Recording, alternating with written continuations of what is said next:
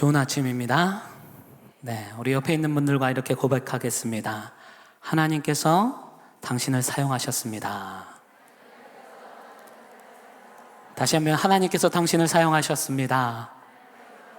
자, 이번에는 나를 위해서 한번 축복하겠습니다. 하나님께서 나를 사용하셨습니다.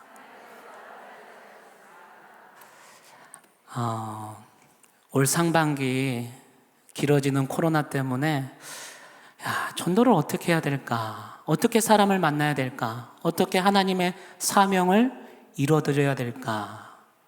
고민 참 많이 하고 걱정도 참 많이 했는데요.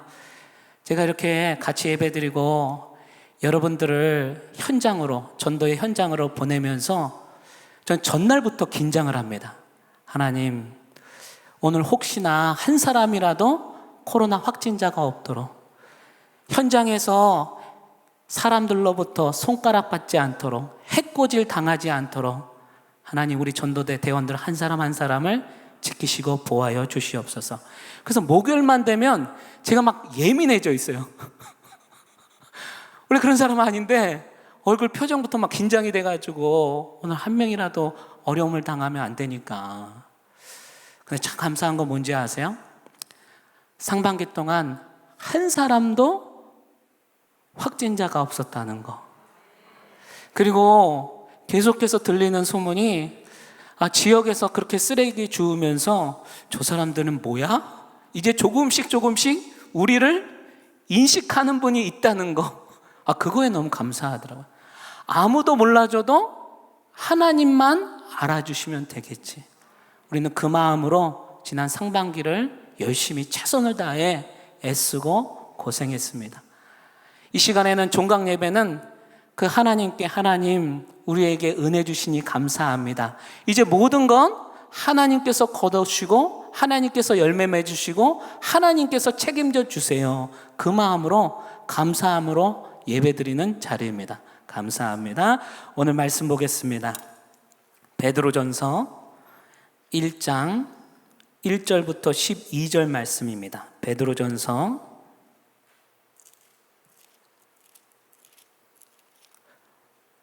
1장 1절부터 12절까지의 말씀입니다.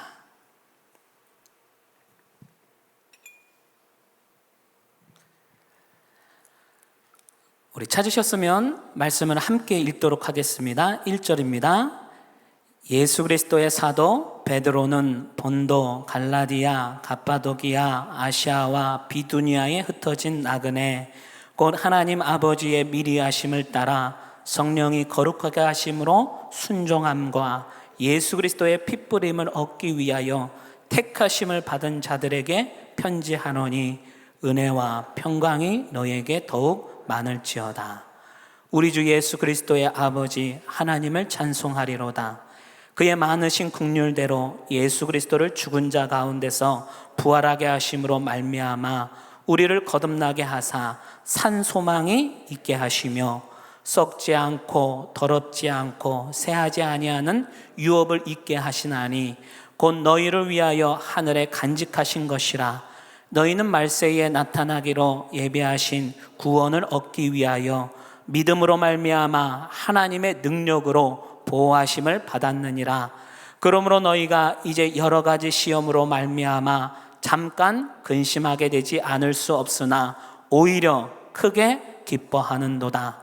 너희 믿음의 확실함은 불로 연단하여도 없어질 금보다 더 귀하여 예수 그리스도께서 나타나실 때에 칭찬과 영광과 존귀를 얻게 할 것이니라.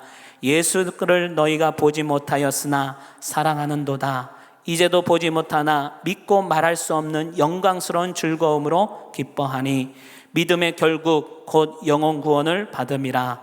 이 구원에 대하여는 너희에게 임할 은혜를 예언하던 선지자들이 연구하고 부지런히 살펴서 자기 속에 계신 그리스도의 영이 그 받으실 고난과 후에 받으실 영광을 미리 증언하여 누구를 또는 어떠한 때를 지시하는지 상고하니라. 이 섬긴 바가 자기를 위한 것이 아니요 너희를 위한 것이니 계시로 알게 되었으니 이것은 하늘로부터 보내신 성령을 힘입어 복음을 전하는 자들로 이제 너희에게 알린 것이요 천사들도 살펴보기를 원하는 것이니라. 아멘.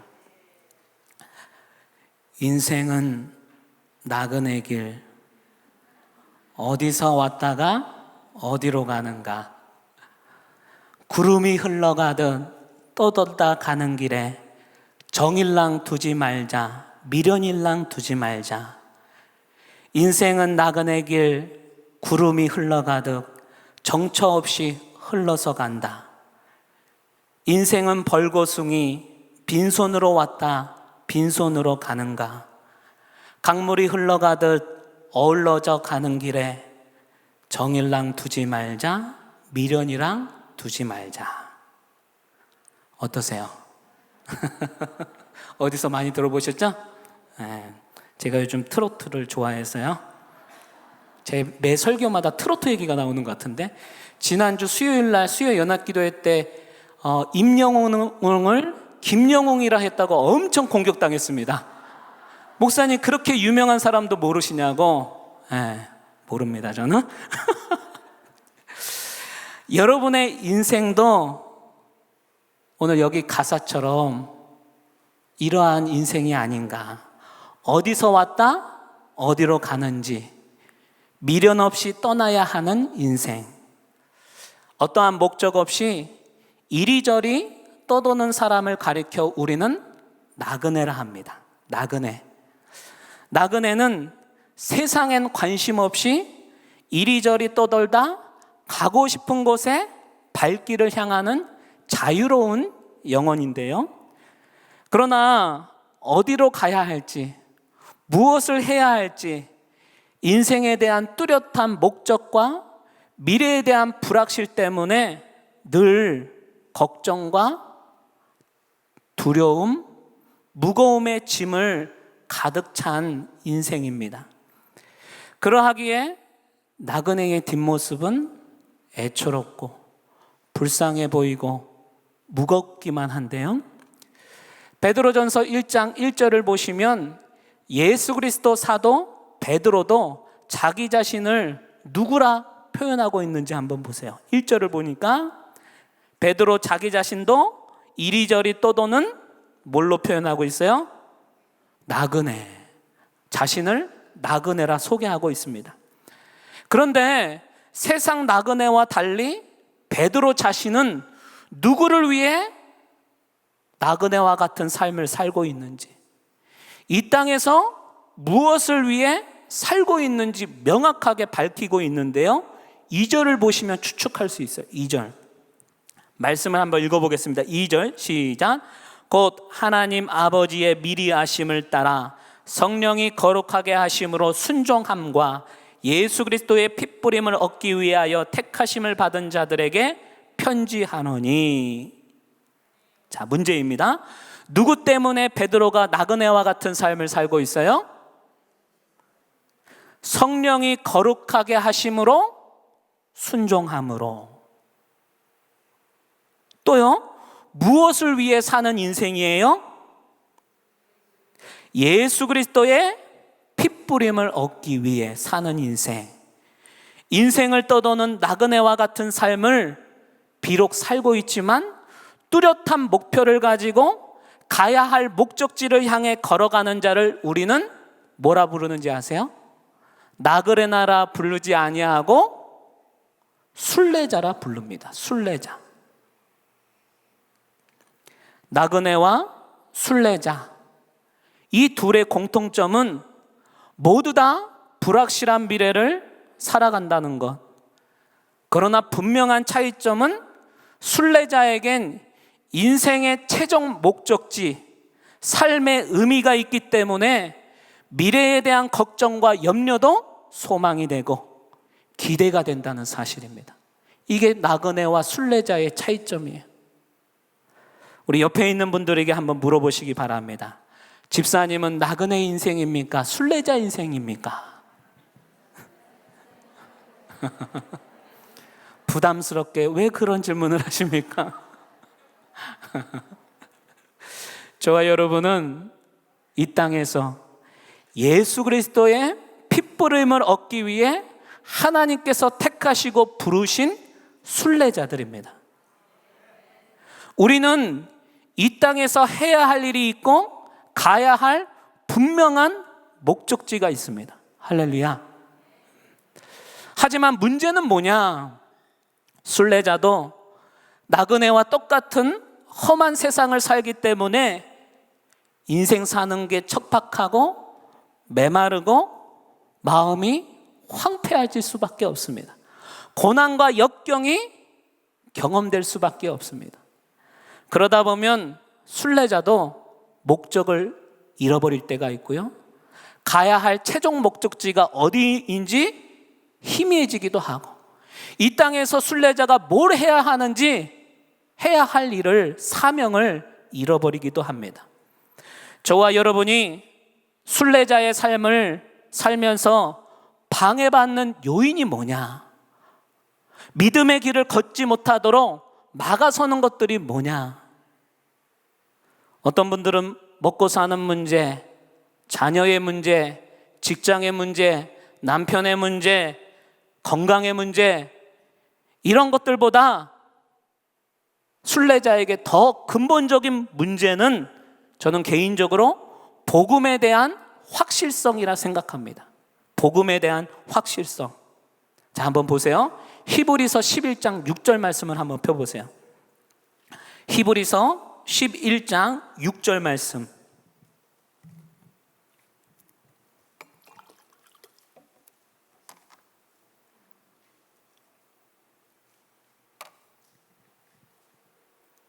다 찾으셨어요?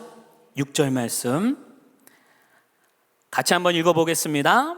믿음이 없이는 하나님을 기쁘시게 하지 못하나니 하나님께 나아가는 자는 반드시 그가 계신 것과 또한 그가 자기를 찾는 자들에게 상 주시는 이심을 믿어야 할지니라. 자, 이 말씀을 보세요. 이 말씀을 보시면 순례자에게 확실히 믿어야 할 두 가지를 말씀하고 있는데요, 한번 밑줄 한번 그어 보시겠어요? 순례자가 영적인 공격 앞에 또 목적지가 희미해지는 원인이 뭐냐? 자, 찾으셨어요? 밑줄을 그으셨어요? 뭘 믿어야 돼요? 첫 번째, 뭘 믿어야 돼요? 그가 계신 건, 내가 믿는 하나님이 정말 살아계시고 나와 함께 하시는 분 하나님이신지, 그걸 먼저 믿어야 된다는 거예요. 순례자에게 이게 흔들리니까 목적지가 흔들리고 해야 할 사명이 무엇인지 모른다는 거예요. 두 번째, 뭘 믿어야 돼요?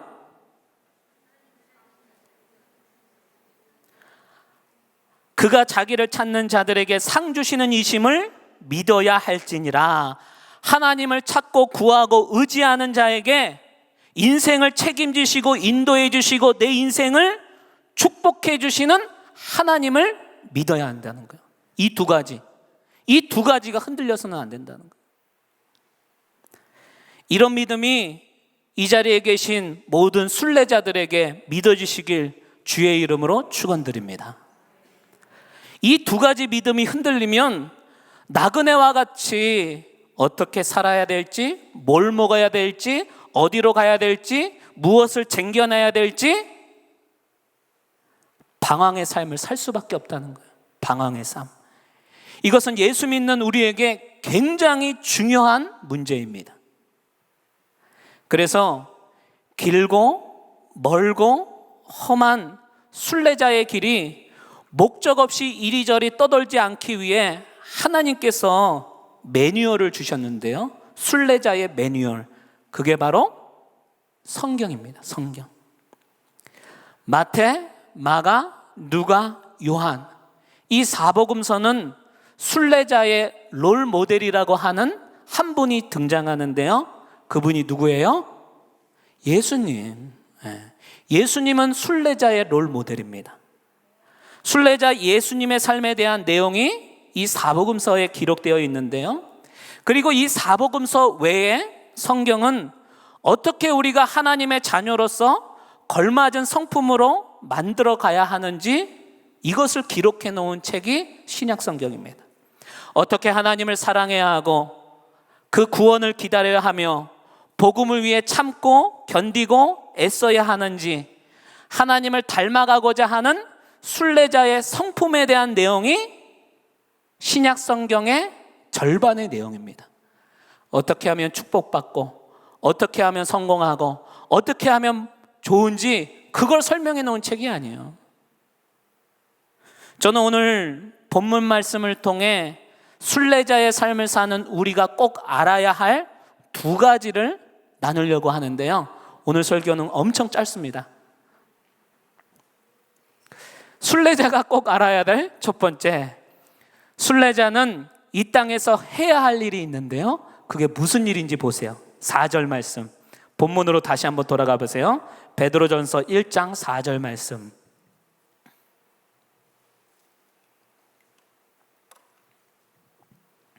자, 읽겠습니다. 썩지 않고 더럽지 않고 쇠하지 아니하는 유업을 잊게 하시나니 곧 너희를 위하여 하늘에 간직하신 것이라. 자, 이것을 좀 더 구체적으로 말씀해 놓은 구절이 어디냐? 12절을 보세요. 12절을 보시면 이 섬긴 바가 자기를 위한 것이 아니요 너희를 위한 것임이 계시로 알게 되었으니 이것은 하늘로부터 보내신 성령을 힘입어 복음을 전하는 자들로 이제 너희에게 알린 것이요. 순례자를 하나님께서 이 땅에 부르신 목적이 뭐냐? 복음 전하는 자들로 세우기 위해 우리를 부르셨다는 거예요. 그래서 어떻게 하시려고요? 이 땅에 하나님의 나라를, 유업을 있게 하시려고. 평생 머물 곳도, 안전하게 쉴 곳도, 고단하고 피곤한 삶이지만 썩지 않고 쇠하지 않는 이 절대 진리, 예수 그리스도 복음을 위해 복음으로 하나님의 나라를 이 땅에 세우는 자들, 그런 자들이 누구라고요? 그런 자들이 누구라고요? 순례자. 그들은 자기 자신의 희생과 낮아짐, 열악한 환경을 뛰어넘어 더 가치 있는 일에 목숨 거는 자들입니다. 여러분들, 우리에게 가치 있는 일이 뭐예요? 의미 있는 인생이 뭐예요? 예수 그리스도. 절대 변하지 않는 그 진리, 그 진리를 선포하고 그 진리대로 사는 것, 이게 얼마나 가치 있는 일이냐 이 말이에요. 저희 교구와 협력하고 있는 우리 김재현 선교사님이 있는데요. 잠시 한국에 들어오셨다가 어제 다시 태국으로 돌아가셨습니다. 제가 그분을 배웅하면서 참 마음이 안 좋더라고요. 연세 많으신 병든 부모님을 놔두고 정든 고향을 떠나 40도, 50도 그 뜨거운 날씨로 돌아간다는 것. 센터에 그 섬기고 있는 그 센터가 오래돼가지고 비가 오면 막 빗물이 떨어진대요. 막 지들이 막 돌아다녀. 이런 곳으로 다시 돌려보내야 되고, 가봤자 코로나 때문에 모일 수가 없어가지고 사역지가 지금 침체가 되어 있는 상황입니다. 그러시면서 하시는 말씀이, 목사님, 저는 태국에서 뼈를 묻겠습니다. 죽어도 태국에서 죽겠습니다. 그 말씀을 하시더라고요. 그게 제 사명인 걸 어떡하겠어요. 제가 그 얘기를 듣고 얼마나 가슴이 안타까운지. 저도 딸을 키우고 있는 부모인데요. 제가 부모였다면 저는 절대 못 보냅니다. 저는 절대 못 보내요. 여자 혼자 결혼도 안 한 그런 딸을 어떻게 외국 타지에 생고생을 시키며 복음이 도대체 뭐길래 그렇게 보내겠어요? 저는 절대 못 보내요. 저는 참 그 선교사님의 모습을 보면서 기독교는 죽어야 사는 종교구나. 죽어야. 순례자의 모델이신 예수님께서도 온갖 고난과 핍박 가운데 십자가를 지셨기 때문에 부활의 영광을 얻었고, 그 죽으심 때문에 우리도 새로운 생명을 얻게 되었습니다. 이 생명이 너무 감사함으로 우리가 복음 전하는 거 아니에요. 내게 새로운 생명을 주신 하나님께 감사함으로. 결국 하나님의 전도 전략은 큰 환난과 핍박이라는 거예요. 그게 전도 전략이에요. 하나님의 전도 전략. 어떠한 핍박 없이, 고난 없이, 애씀 없이는 절대 사명을 이룰 수 없습니다. 절대 복음을 이룰 수가 없습니다. 디아스포라라는 이 핍박을 통해 나그네처럼 흩어지는 것, 그래서 복음의 역사를 보면 고난의 역사예요. 이 핍박을 통해 복음이 불똥 튀듯이 온 나라와 민족에게 복음이 전파되기 시작합니다. 이 베드로전서를 기록된 당시에도 로마의 황제 네로 황제가 기독교인들을 잡아다가 사자굴에 집어넣고 톱을 켜고 불에 타 죽이고 예수 믿는 자들을 그렇게 핍박했더라는 거예요. 그러함에도 불구하고 하나님께서는 순례자들에게 계속해서 요구하시는 것이 뭐냐? 6절을 보세요. 순례자들에게 계속 요구하는 게 뭔지. 6절. 그러므로 너희가 이제 여러 가지 시험으로 말미암아 잠깐 근심하게 되지 않을 수 없으나 오히려 크게 기뻐하는도다. 복음 전하다가 시험이 와도 고난을 받아도 뭐하라고 말씀하세요? 기뻐하라는 거예요. 기뻐하라. 오히려 이것 때문에, 이 고난 때문에 더 큰 기쁨이 될 것이라 약속하고 계십니다.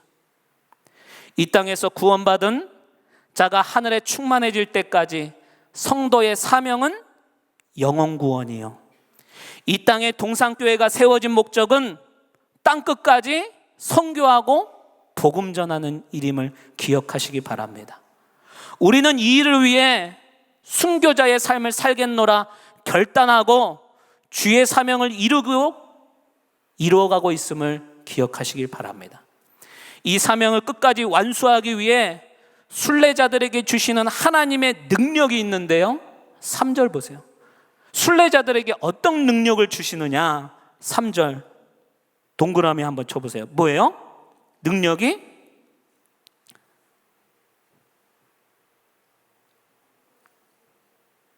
제 설교가 너무 어렵죠? 자, 동그라미 치셨어요? 하나님께서 주시는 능력, 산소망. 산소망. 부활하신 예수 그리스도가 우리 안에 살아계셔서 고난과 연단을 능히 이기게 하시고 믿음으로 승리하여 하늘 영광 누릴 수 있도록 우리에게 소망을 주셨는데, 죽은 소망이 아니라 살아있는 소망. 그 소망 때문에 우리가 참고 견디고 이겨내는 거예요.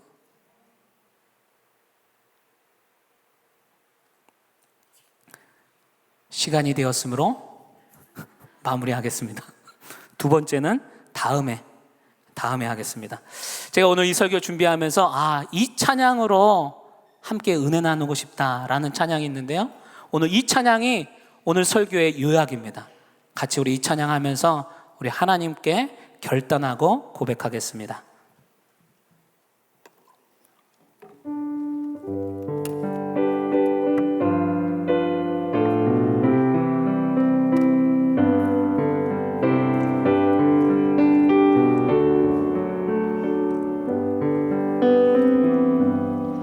저 멀리 배는 나의 시온성, 오 거룩한 곳 아버지 집, 내 사모하는 집에 가고자 한밤을 세웠네.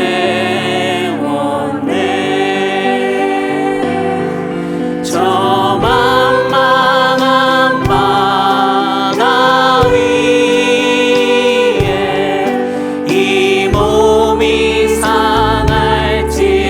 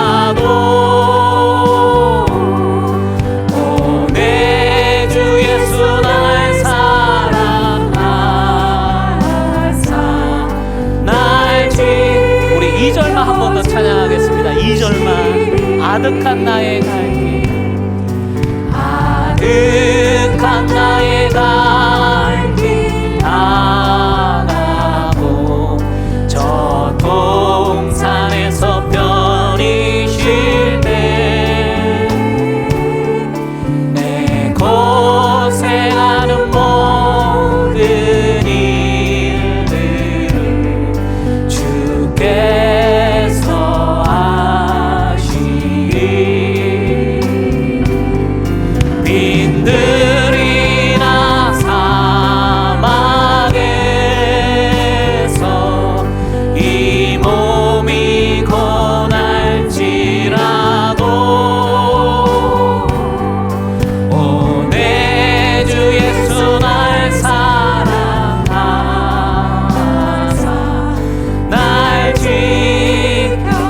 우리 한번 기도할 텐데요, 오늘 말씀 가운데 생각나는 것 한 가지가 있다면 오늘 그 말씀 부여잡고, 주님, 오늘 여전히 내가 무엇을 위해, 내가 어떻게 해야 사명자로 살지 흔들릴 때마다 다시 한번 하나님 이 시간 말씀으로 목적을 허락하여 주시니 감사합니다.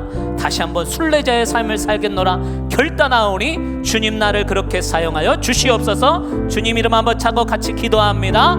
주여, 할렐루야. 하나님 감사합니다. 우리를 순례자로 불러주시옵시고 이 땅에서 우리가 무엇을 해야 하며 어떻게 삶을 살아야 될지 말씀하여 주시니 감사합니다.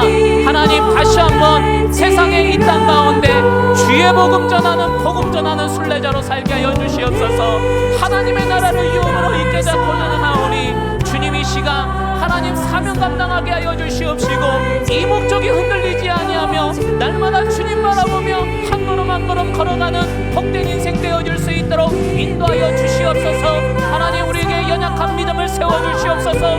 다시 한번 살아계신 하나님을 내가 체험하며 경험하며 믿어지게 하여 주시옵시고 그 하나님을 바라보는 인생, 의지하는 인생, 기도하는 인생마다 상 주시는 하나님을 복된 인심을 믿을 수 있도록 하나님 인도하여 주시옵소서. 하나님 우리 전도대 앞에 다시 한번 나그네 인생, 허구문그 없는 떠돌이 인생이 되는 것이 아니라 목적지를 향해 한 걸음 한 걸음 보이지 않는 그곳을 향해 걸어가는 순례자의 삶을 살아갈 수 있도록 인도하여 주시옵소서. 오늘도 그 하나님 바라기 보기를 소망합니다.